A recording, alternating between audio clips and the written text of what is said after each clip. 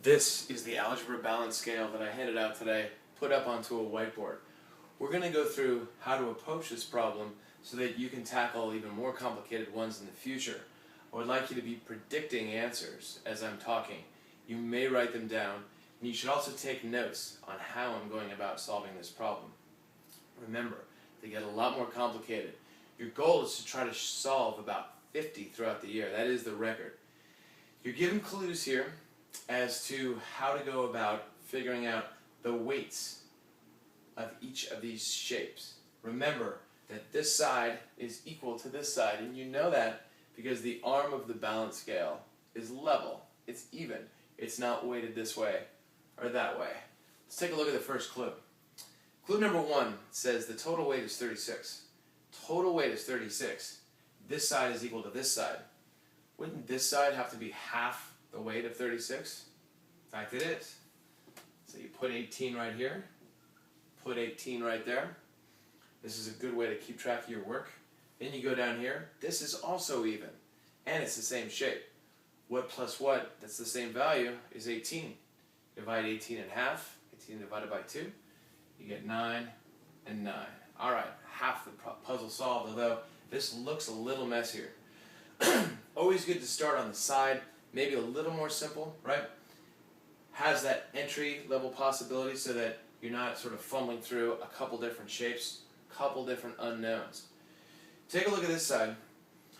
9 minus a square is greater than 3. That's your second clue. Well, how are we going to solve that? And here's where I really want you to write this down because you're going to keep balance scale number 1 for your notes for future use. This is called an if-then table. And what it is a great way to keep track of logical guess and check. I'm going to write the square here and the oval here. And I'm going to say if the square is equal to, say, let's start with 4, then the oval must be a certain value. See, if you keep track of your work this way, you're not going to guess the same amount again once you're involved in something that's much more complicated. So if the square is 4, 4 plus 4 is 8. What plus 8 is 18? 10.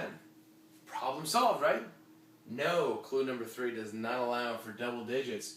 We've got to go back to the literal drawing board. What are we going to choose next? Give you a sec to think about it. Sec is up. Some people like to choose 3 in this case. What would be wrong with 3? Why might this not be a good or, say, better guess than 5?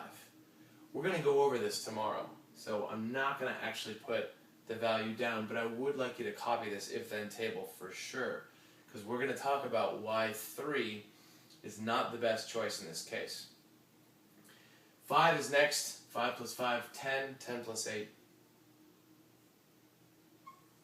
is 18. I almost drew 10 there. So, you've got your first balance scale under your belt. And there are going to be a couple more again that we're going to do tomorrow. We are going to talk about this, and I'd like you to write down any questions that you might have regarding the balance scale. As promised, I will show you puzzle number 22, although along the way they get much more complicated. And you can tell that good strategies are definitely required because these do get nasty. Best of luck, and I'll see you tomorrow.